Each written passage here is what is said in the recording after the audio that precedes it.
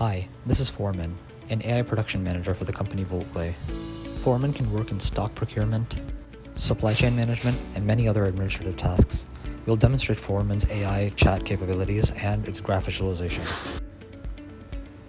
Okay, let's start with a demo of our chat feature. So let's answer this one question: if web shop demand increases 20%, what parts become a bottleneck?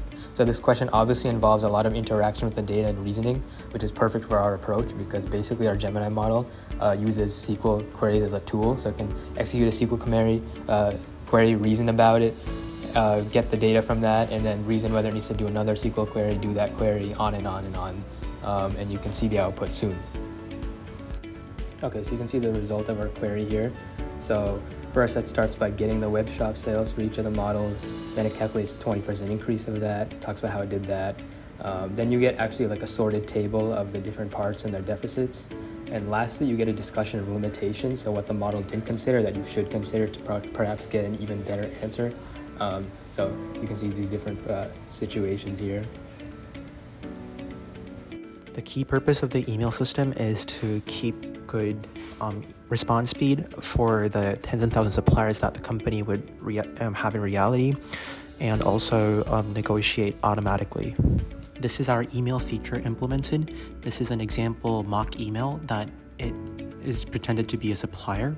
So this supplier is trying to increase the price, and let's send the email.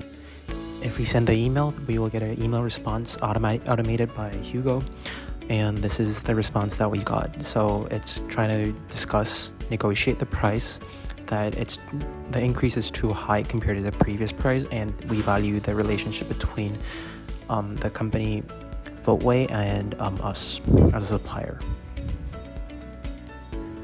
Now let's actually respond again that we will just drop the price back to $64.59 to demonstrate the reply function of the thread.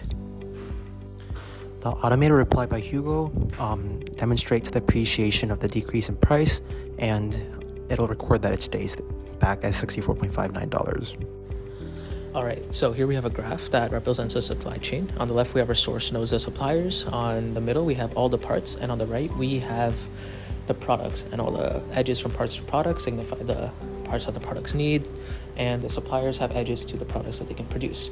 So if we click on the products, we actually see the most optimal supply chain that we have for that product. We do this by minimizing edge weights, and our edge weights are determined by price per unit, the lead time, the reliability of the supplier, and as well as the quantity that we